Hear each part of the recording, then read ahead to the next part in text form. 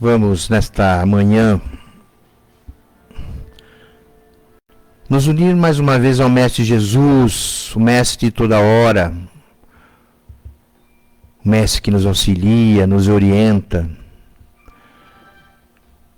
nos dá o caminho da verdade, da vida. Aquele que nos deixou o caminho do nosso aperfeiçoamento diário.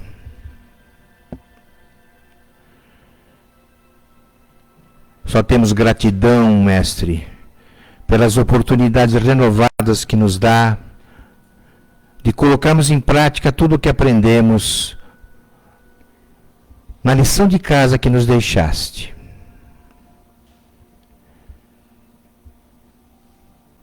Esse é o pedido que te fazemos, a gratidão pela oportunidade que temos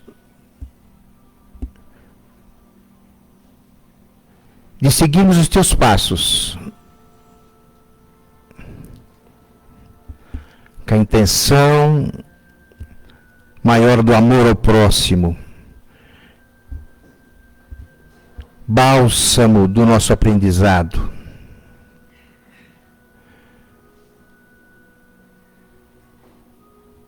Nesta manhã também te pedimos a tua bênção para o nosso palestrante, o Gustavo, que mais uma vez possamos sair daqui com os ensinamentos deixados no nosso Evangelho, na nossa literatura, nos exemplos deixados por ti, Jesus. Abra os seus braços e nos receba como os discípulos do teu ensinamento.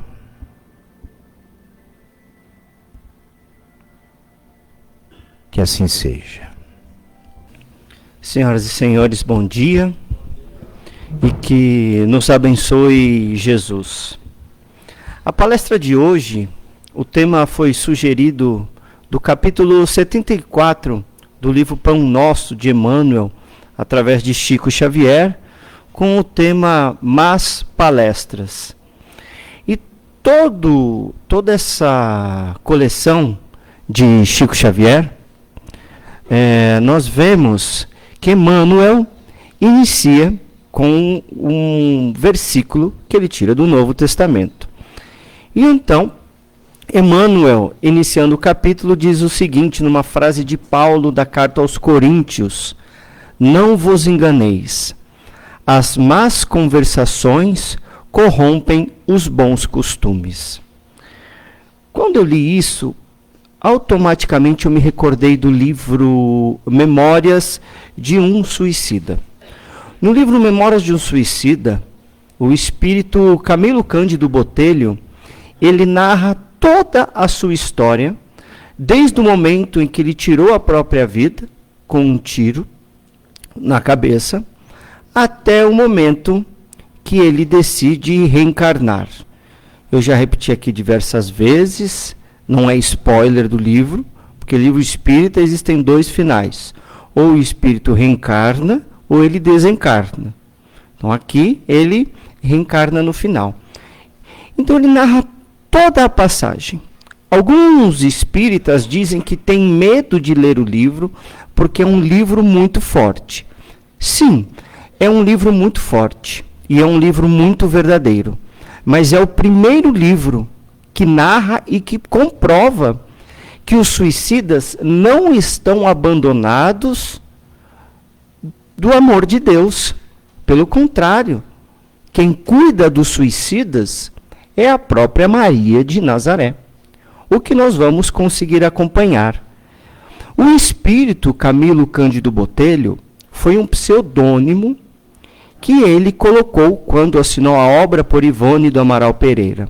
Na realidade, o espírito é do escritor português, romancista português, Camilo Castelo Branco.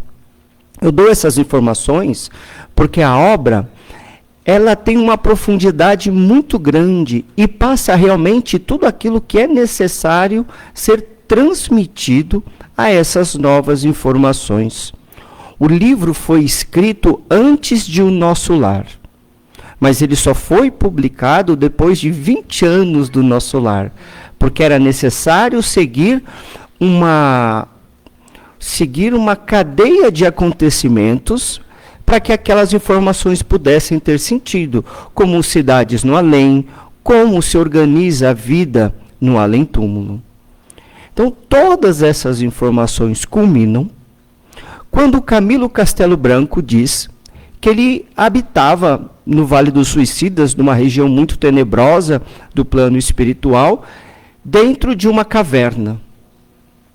E ele já tinha visto que em alguns momentos os espíritos benfeitores vinham e ajudavam alguns suicidas. Até que chegou no momento dele. Os espíritos, através de uma aparelhagem sonora, anunciaram que na rua tal, caverna tal, e citaram os nomes de Camilo, de Jerônimo, de Mário Sobral e de alguns outros. E eles foram caminhando até esse grupo, que são aqueles que trabalham para Maria, que são conhecidos como servos de Maria de Nazaré, e foram amparados. E foram levados até um hospital. O Hospital Maria de Nazaré, que fica no Vale dos Suicidas. Para termos uma ideia, não é que o suicida ou o espírito que está em um momento muito delicado no mundo espiritual, ele é ajudado e já se recupera automaticamente. De maneira nenhuma. É o início do processo de melhora. E acontece que todos aqueles com os quais eles foram, Camilo foi amparado, que foram resgatados, ficaram na mesma enfermaria. E em um determinado momento, cada um apresentando a sua chaga do suicídio, eles começaram a conversar e começaram a contar o que os tinha levado a tirar a própria vida. Primeiro foi um, depois foi outro, depois foi outro, e aí olharam para Camilo e disseram: e você? Você não era o escritor da Boemia? O que contava, que falava de Deus também? E começaram a zombar dele. E conta pra gente, o que te levou a tirar a própria vida? Já que você era um grande escritor. E ele então começa a descrever tudo o que aconteceu com ele. Eu havia separado essa parte, mas é muito grande. Então eu recomendo vocês a leitura. Mas quando vocês forem ler, se atentem ao que diz no prefácio do livro O Espírito Leon Denis. Na última parte, que ele diz que todas as informações que constam no livro são informações verdadeiras. E ainda que você se pegue derramando lágrimas em alguns instantes do livro, recorde-se de fazer uma oração por aqueles que passam por esse sofrimento. Ou seja, ele já nos prepara para o que vai acontecer nas páginas seguintes. Então, o que aconteceu com Camilo? Um grande escritor português viu-se cego, perdeu a visão, e não conseguiu aceitar o que aconteceu com ele. E ele começa a descrever. Mas para um romancista começar a descrever tudo o que aconteceu com ele, temos muitos detalhes. E eu peguei apenas a parte final, que eu pego licença para ler para vocês. Depois de descobrir-me cego, fui perdendo toda a crença em Deus. O quê? Eu, como um nobre escritor, perder a visão? Não ser útil para a sociedade? Comecei a pensar no suicídio. A obsessão fatal do suicídio entrou a fazer ronda em torno de minhas faculdades. Enamorei-me dela e dei-lhe guarida com todo o abandono do meu ser desanimado e vencido. A morte atraía-mo como o remate honroso de uma existência que jamais curvava a cerviz, à frente fosse do que fosse. A morte Estendia-me os braços sedutores, falsamente mostrando as minhas percepções viciadas pela atual descrença em Deus, a paz do túmulo em consoladoras visões. Firmada a resolução sobre sugestões doentias, acabrunhado e a sós com a minha superlativa desgraça, insocorrido pelo sereno consolador da fé, que teria suavizado a ardência do meu íntimo desespero. Excitada a imaginação já de si mesma audaz e ardente, criei um romance dolorido em torno de mim mesmo, e considerando-me mártir, condenei-me sem apelação. É que tive medo e vergonha de ser cego. Matei-me no intuito de encobrir da sociedade dos homens, dos meus inimigos, a incapacidade que ficara reduzido. Matei-me porque reconheci demasiadamente fraco para continuar dentro da noite pávida da cegueira, a jornada que já enfrentada, a boa luz dos olhos, fora farta de empeços e percalços. E ele termina assim dizendo essa primeira parte. Faltou-me compreensão para tão grande anomalia.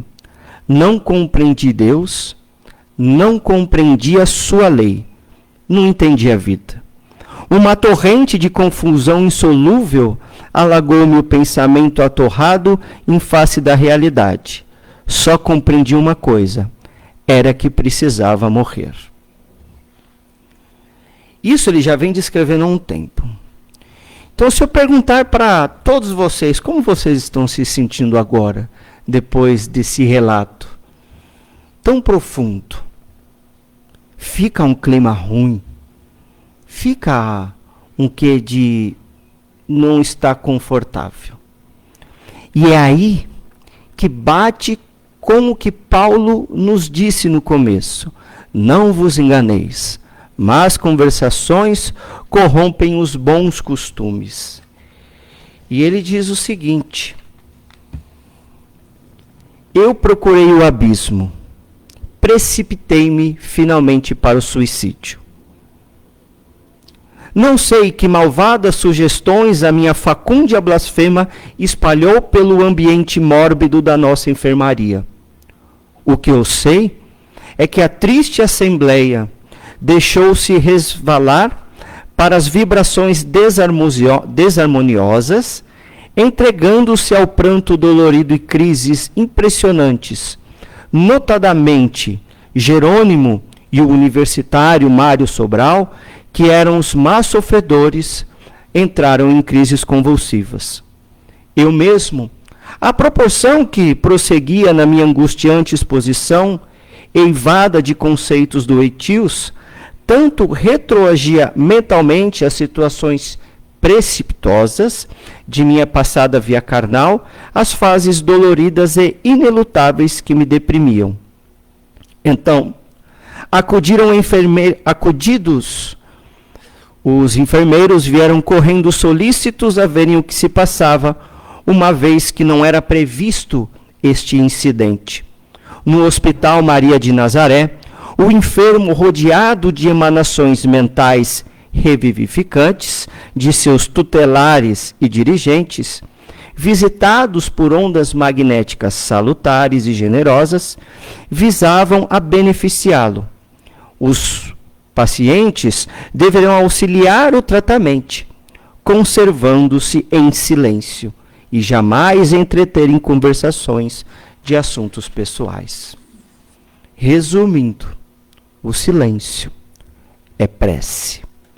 Quando ele começa a descrever tudo aquilo que se passou com ele, aquelas palavras foram tomadas de uma carga vibratória tão baixa, tão depressiva, que passou a dominar todo o ambiente, a enfermaria em que eles estavam, e tomou conta de tudo aquilo a ponto de que todos da enfermaria, eram 10, entraram novamente naquele espiral de dor que eles enfrentavam no Vale dos Suicidas. Agora, já assistido pelo Hospital Maria de Nazaré, eles foram advertidos pelos enfermeiros, porque eles quebraram a principal regra, o silêncio. Porque havia um motivo. O que eles poderiam acrescentar de bom naquele instante? Absolutamente nada. Então nós vemos que as boas obras espíritas, elas completam-se aqui e ali. Pegamos uma obra de Emmanuel e pegamos uma obra do espírito Camilo Cândido Botelho, perdão. E aí, Emmanuel, no livro em questão que dissemos, ele diz o seguinte: a conversação menos digna sempre deixa o traço da inferioridade por onde passou. A atmosfera da desconfiança substitui imediatamente o clima de inferioridade. Por isso que silêncio é uma prece. Por isso que todas as vezes que nós estamos aqui no Centro Espírita, nós chegamos antes, os momentos antes, o silêncio é algo muito bom. Porque é um momento que nós temos de refletir, de nos acalmar, de buscar tranquilizar os pensamentos. Eu acho muito difícil quando alguém diz, deixem os problemas lá fora, eu já começo a pensar nos problemas naquele momento. Então eu comecei a buscar uma nova maneira de eu me concentrar. Como eu faço? Eu não consigo ficar me concentrando o tempo inteiro, pensando em Jesus o tempo inteiro. Então eu pego uma pergunta do Livro dos Espíritos, leio e fico pensando em volta dela. Ou eu pego o Pai Nosso e fico pensando em torno de cada frase do Pai Nosso até começar a reunião. Porque aí eu vou mantendo o meu pensamento em torno de reflexões saudáveis. Portanto, todas as vezes que nós estamos numa palestra, numa roda de conversa com os amigos, vamos ver o que aquelas informações, o que aquele assunto está trazendo para nós. Não é verdade? Situações adversas no dia a dia que nós contamos a alguém pode perturbar a pessoa no momento em que ela necessita ficar mais concentrada. Eu trago aqui um caso porque nós frequentamos a reunião mediúnica das terças-feiras. E numa terça-feira eu tive um momento um pouco mais infeliz da minha existência e eu caí num bueiro. Eu fui entrar no carro do aplicativo e eu pisei no meio-fio. E conforme eu pisei, a prefeitura tinha refeito a tampa, a queda d'água, e eu fui escorregando para trás. E conforme eu fui escorregando para trás, meu pé foi entrando num buraco, que eu não vi qual que era, e o meu corpo foi caindo para frente. Eu tentei me ajeitar, aí eu caí mesmo. Eu fiquei dentro do bueiro até o joelho, e metade do meu corpo ficou dentro do carro, e eu fiquei olhando para cima, e o pobre do motorista olhou para trás e não via ninguém no carro. Aí eu falei, moço, eu estou aqui embaixo. E aí eu saí e tal, e eu contei isso para minha mãe, na própria terça-feira.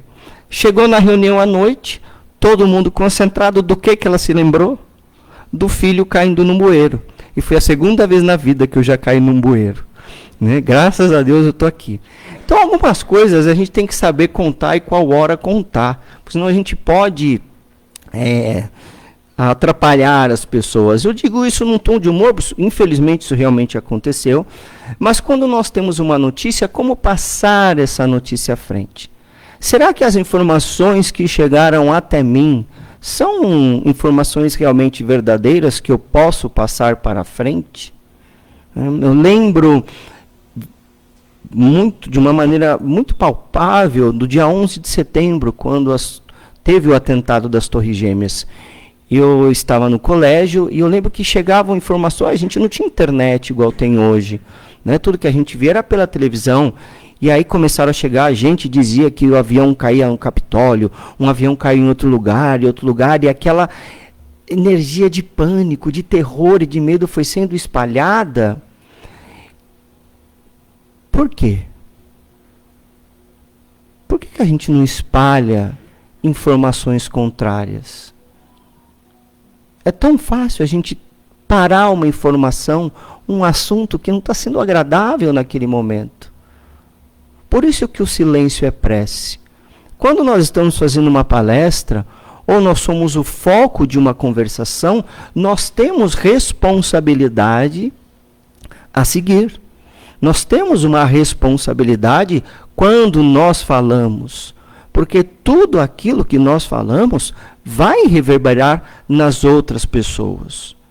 O Pequeno Príncipe tem uma frase que diz: tu é responsável por aquilo que cativas. Nós estamos sendo responsáveis pelo quê? Então é aí que eu me lembro, que eu olho e vejo as fake news por todos os lados na internet. Todos falam da fake news, mas quem combate? É simples. A internet funciona com algoritmo. O que é algoritmo? Algoritmo é se tem algo que está em questão naquele momento, algo que está sobressaindo, todo mundo vai utilizar-se daquele tema para conseguir visualizações e cliques, que é o que promove os canais na internet, por mais absurdo que seja.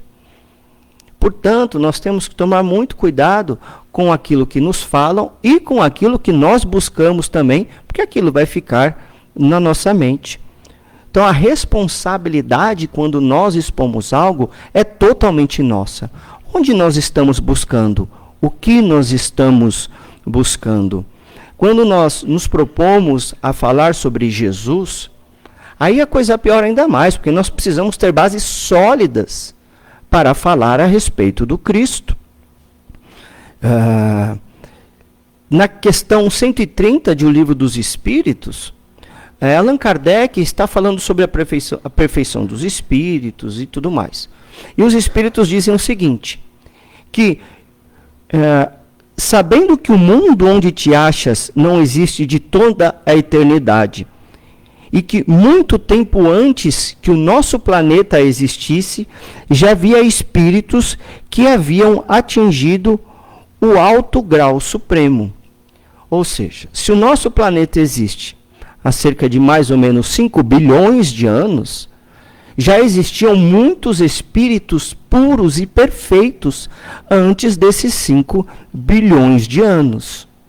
Emmanuel, no livro A Caminho da Luz, diz o seguinte: em nosso sistema existe uma comunidade de espíritos puros e eleitos pelo Senhor Supremo do Universo. Jesus é um desses membros divinos. E o mesmo Emmanuel, no capítulo 9 do livro roteiro O Grande Educandário, estima que existem 24 bilhões de espíritos atrelados ao nosso planeta Terra, estejam desencarnados ou encarnados, e que existe apenas um espírito puro aqui, e é Jesus. Então, quais os atributos de um espírito puro? É a perfeição máxima. Eles são mensageiros de Deus. No Livro dos Espíritos, questão 112 e questão 113, o Allan Kardec diz que a superioridade intelectual e moral absoluta, eles não são submetidos às necessidades nem às vicissitudes na vida na Terra. Digo isso porque torna-se muito comum nós criarmos fantasias em torno da passagem de Jesus na Terra. Existem coisas muito boas, que são os livros espíritas, os livros de Humberto de Campos, os livros de Amélia Rodrigues, o Evangelho segundo o Espiritismo, que apresentam-nos como foi a época de Jesus e como era Jesus. E nós temos atualmente um seriado que retrata a vida de Jesus. Mas temos que compreender que o seriado, ele também tem a sua licença poética. Existe um momento no seriado que os apóstolos estão muito cansados e com calor. E eles pulam no mar da Galileia para tomar um banho. Jesus sai correndo e dá uma bomba no mar também, de um lugar mais alto. Põe até a mãozinha no joelho e dá uma bomba na água. Eu não consigo ver Jesus fazendo isso. Então isso é uma licença poética. Mas também tem algo muito bom, que nós conseguimos ver os costumes, nós conseguimos enxergar as roupas que eles usavam, os símbolos que existiam na época. tudo isso traz algo de bom. O que nós temos que entender é que, como qualquer seriado de televisão ou qualquer filme, ele tem que interpretar para nós o que havia lido. Como eu posso levar as pessoas que estão assistindo isso?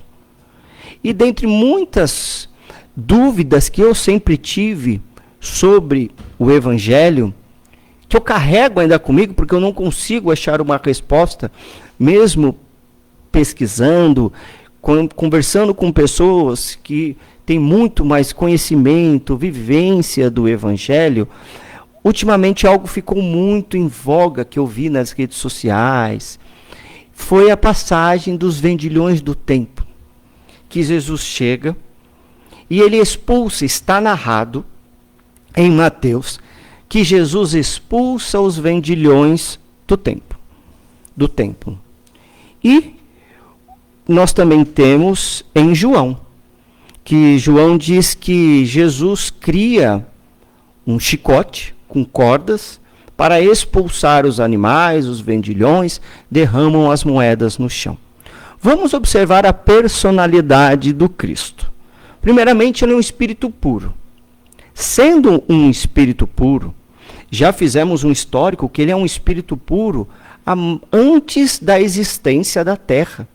O livro A Caminho da Luz comprova isso. Sendo um espírito puro, e já andando com os apóstolos há quase 3 anos, Jesus não sabia o que ele iria encontrar quando chegasse no templo em Jerusalém? Teria sido ele pego de surpresa e ter aquela explosão de raiva? Que nós temos explosão de raiva. Quando o farol abre e o carro da frente não anda. Quando alguém fala alguma coisa que nós não esperamos. Quando um filho faz algo que nós não esperávamos. Lembrando a atribuição dos espíritos perfeitos. Não estão sujeitos à influência da matéria nem às vicissitudes das dores terrenas. E o espírito Bittencourt Sampaio. Quem foi Bittencourt Sampaio? No livro Brasil, Coração do Mundo, Pátria no Evangelho, Jesus está numa reunião com Ismael, o espírito guia do Brasil, e mais alguns espíritos. Ismael está desesperado, entre aspas, desesperado. Senhor, olha o que estão fazendo. Nós convocamos os irmãos da África a virem para cá para ajudar e já estão escravizando. E começa a pintar todo o panorama desesperador. E ele falou, não, mas eu tenho algumas pessoas aqui para ajudar na construção moral do Brasil. Jesus levanta-se até uma pessoa e coloca a mão nas costas dele, Dr. Bezerra de Menezes. E a outra mão sobre um outro espírito, que também viria ajudar na construção, que é o espírito Bittencourt Sampaio. Bittencourt Sampaio foi descrito no livro Voltei, também de Chico Xavier, pelo espírito irmão Jacó, como sendo o espírito que zela pelo espiritismo nas terras brasileiras. Esse Bittencourt Sampaio, no livro Jesus perante a Cristandade, capítulo 4, diz o seguinte: mas perguntamos, será possível que Jesus, a mansidão personificada, o mais extraordinário amor baixado na terra, Jesus, o compassivo, o piedoso, tomasse de um azorrague e em ímpetos de cólera castigasse fisicamente os seus irmãos, ainda que devorado pelo zelo da casa do seu pai? Não, certamente que não. Colocai nas mãos do Divino Mestre um látego de luz.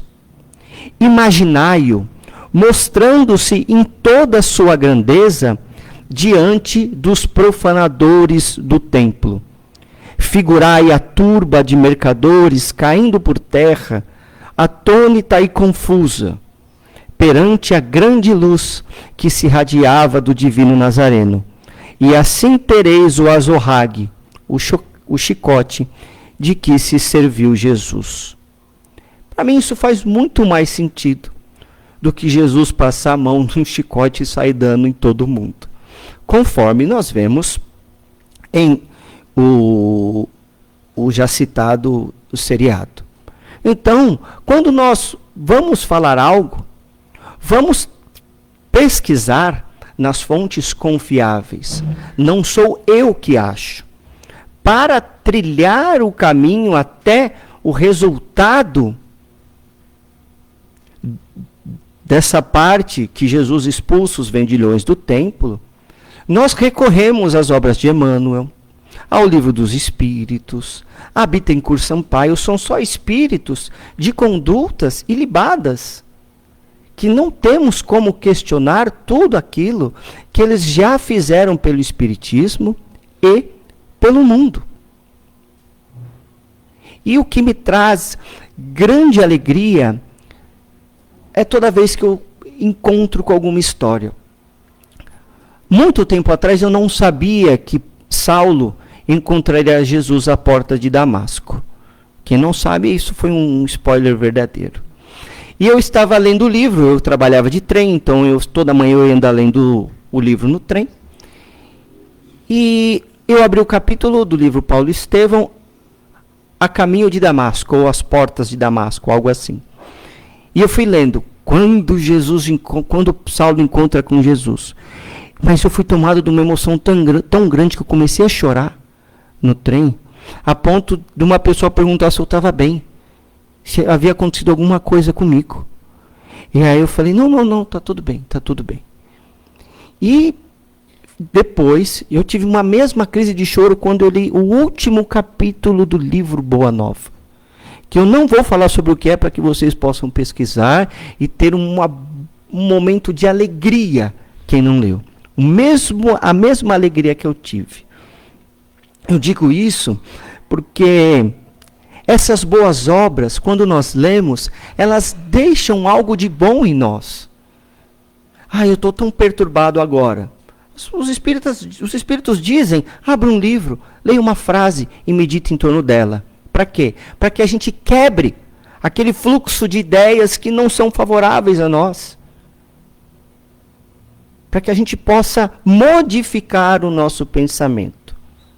E eu me recordo de uma passagem muito bonita do livro Boa Nova. A sogra de Pedro estava muito doente. E Jesus necessitava que Pedro fosse ter com ele para ele pregar no lugar. E ele disse, Senhor, eu não posso ir convosco, porque a minha sogra está muito ruim. Jesus então vai até a casa da sogra de Pedro e cura. E ele fica espantado com aquilo. E muitas dúvidas surgem nele. Uma delas foi, Senhor, o Pai, ele entende, ele escuta tudo aquilo que nós falamos? Sim, Pedro. Mas todas as nossas orações? Porque está escrito que para orar nós precisamos ir em tal lugar, tem que orar em voz alta, tem que fazer aquilo. Não, Pedro. Temos que adorar Deus em espírito.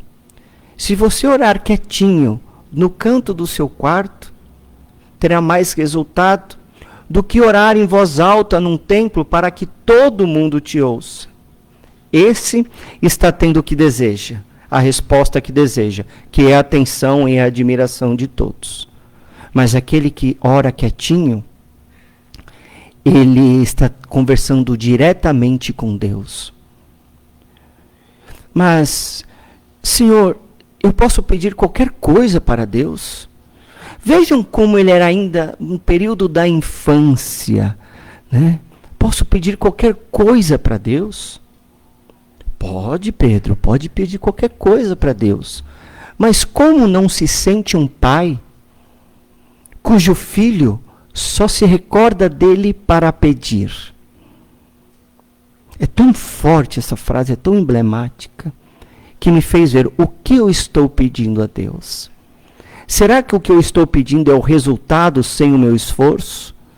Eu já narrei aqui uma vez, todo mundo pede para acertar os 6 números em dezembro. Todo mundo. E eu não fui diferente, mas diferente da maioria eu acertei. Mas eu acertei a quadra da Mega da Virada. Em 12 pessoas, R$ 78 cada um. Deus me ouviu. Não ganho mais, porque se você ganha uma vez na loteria, então eu já ganhei meus R$ 78. Era o que eu queria? Claro que não. Mas obrigado, Senhor. Você me atendeu. E seguimos assim. E essa frase de Jesus, ela é tão poderosa que Pedro falou: gente, eu realmente não sei como orar. Eu não sei o que pedir. Eu não sei como pedir. E aí ele olha para Jesus e fala: Senhor, ensina-me a orar. E aí Jesus começa a dizer o Pai Nosso. E o Pai Nosso é uma prece tão importante, porque qual é o atributo geral da prece conforme o Livro dos Espíritos? Louvar, pedir e agradecer. No Pão Nosso, Jesus ensina a louvar e a pedir, porque o agradecimento tem que vir do nosso coração. Quantas vezes nós não temos as notícias nos livros espíritas que nós temos que agradecer a dor pela qual passamos? Eu sou muito sincero, eu acho isso muito difícil. Senhor, muito obrigado por isso que eu estou passando. Eu não consigo fazer isso. E eu sei que muita gente não. Mas eu mudei a minha forma de conversar com Deus quando eu estou passando por algo muito difícil. Senhor, o que eu posso aprender nessa situação que eu não estou enxergando? Pedro era muito intempestivo, ele reagia muito às coisas. Em um momento, Jesus pergunta: quem dizem os homens que eu sou? Os apóstolos dizem: uns falam que você é Elias, outro que é João Batista, e Pedro diz: eu digo que tu és o Messias, o Filho de Deus enviado. E Jesus diz a Pedro: muito bem, Pedro, você estava em contato com Deus nesse momento de revelação. Mas logo em seguida, Jesus diz que ele vai ser imolado numa cruz, que ele será assassinado pelos homens, e Pedro diz: eu não deixarei. E Jesus diz: afasta-te de mim, Satanás. Como assim? E ele foi ter uma conversa com Jesus. Senhor, uma hora o Senhor disse que eu estava em contato com Deus, outra hora com Satanás. E agora? Mas é simples, Pedro. O teu pensamento aproxima ou afasta de Deus, ou aproxima e afasta dos maus espíritos. Portanto, é necessário vigiai e orai. E uma vez eu perguntei a dona Terezinha Oliveira, professora de Campinas, uma palestrante, uma pessoa muito importante do movimento espírita, principalmente no interior de São Paulo, por que as pessoas falavam orai e vigiai? E ela trouxe uma resposta tão lógica que ela falou: mas se você estiver orando, como é que você vai estar vigiando? Enquanto você está lá de olho fechado orando, as coisas estão acontecendo e você não vê. Por isso que vigiai. Veja o que está acontecendo. Tome conhecimento da situação e aí ore. Ore para que você possa ter discernimento de como agir. Seja numa boa palavra, seja numa atitude, mas acima de tudo, que você ofereça algo bom. Por isso, quando Jesus diz o orai, é aquele momento em que, por mais que a situação esteja desesperadora, você dá um passo atrás, você faz uma oração, você se liberta daquela corrente de pensamento que está em desespero. Na oração você consegue entrar em contato com os bons espíritos, se acalmar para agir. Por isso que Emmanuel diz no começo que não vos enganei, as más conversações corrompem os bons costumes. E nós temos a realidade aqui do livro Memórias de um Suicida. Não vamos nos esquecer que os habitantes de nosso lar também causaram algo muito terrível no nosso lar. Quando eles começaram a tentar colocar dentro do nosso lar, através de meios ilegais, comida, para que eles pudessem comer carne, frango. E isso trouxe algo muito ruim para o nosso lar. Então foi necessário que toda a equipe do nosso lar tivesse uma mudança. Imagina O que você fez? Trafiquei frango para dentro do nosso lar. Não é algo muito interessante. Então, o que nós estamos traficando de ruim para dentro de nosso lar, para dentro de nossa existência? Então, é sempre recordar do que os espíritos buscam nos ensinar. E aí chegamos ao final da nossa palestra, que eu espero não ter sido má no dia de hoje. Por que nos recomendam iniciar o dia com uma oração e terminar o dia com uma oração? Nós vencemos a noite. Quantas pessoas acordam no novo dia e já não possuem mais um corpo? Então, muito obrigado, Senhor, porque eu tenho a oportunidade de viver mais um dia. E que meu dia seja bom, que eu possa ter paciência, tranquilidade, principalmente com as pessoas difíceis do trabalho, no trânsito, aonde quer que for. Porque nós estamos já colocando a nossa mente em contato com os bons espíritos. E depois de um dia de trabalho, um dia muitas vezes cansativo, que nós somos colocados à prova da paciência, de aprendermos a guardar, de silenciar. Quando nós vamos deitar, vamos recorrer a Deus novamente, porque nós estamos quebrando aquelas energias do dia a dia, aqueles problemas. A gente não vai esquecer dos problemas, mas nós temos a chance, pelo menos, de conseguir adormecer bem quando nós cortamos esse vínculo com uma oração. Por isso que uma das regras principais do Hospital Maria de Nazaré é o silêncio. Porque quando nós fazemos o silêncio interno e buscamos o Evangelho do Cristo, buscamos os nossos guias espirituais a Deus, nós estamos fazendo algo muito saudável para nós. Não é simplesmente vou fazer um Pai Nosso. Pai nosso que estás nos céus, santificado seja o Big Brother, que quem será que vai ganhar na terça-feira de hoje? Venha a nós o vosso reino, será que foi gol do Corinthians? Não, não é assim. Vamos acalmar a nossa mente. É um exercício. É um exercício para que nós possamos nos tornar mais saudáveis perante a tudo que nos cerca. Porque quando chegar o momento das más conversações, das más palestras, nós tenhamos a ferramenta para auxiliar a nós e aquelas pessoas que estão se deixando enveredar por esse caminho. Então sejamos saudáveis, fazendo o silêncio, que é uma prece. Muito obrigado. Vamos orar então?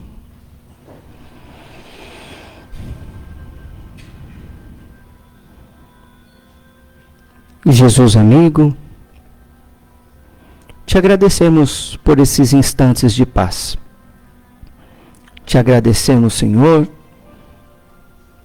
pela saúde, pelo lar, pelo trabalho, por termos estudo. Te agradecemos por estarmos aqui presentes na manhã de hoje. E que as bênçãos de hoje, que todos nós aqui recebemos, possamos levar com todo o cuidado, com todo o amor possível, por aqueles que estão em nosso lar. Divino amigo, visita todos aqueles que se debatem em dores, em sofrimentos, que eles possam receber o teu amor, o teu carinho, um pouquinho das nossas vibrações, para que tenham força para prosseguir até o fim. Nos momentos difíceis, Senhor, possamos silenciar e buscar a Ti, que nunca sai do nosso lado, que está sempre ali conosco, nos abençoando, nos protegendo, que está sempre ali conosco, guiando as nossas existências, de todos nós, que possamos, através de esforços,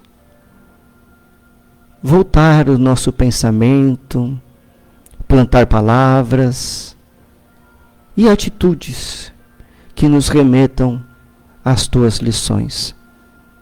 Modificando-nos, Senhor, ajudaremos a modificar o mundo, para um mundo de alegria, para um mundo onde reinará o teu evangelho e o teu reino. Acompanhe-nos de volta aos lares e fica conosco hoje e sempre, que assim seja.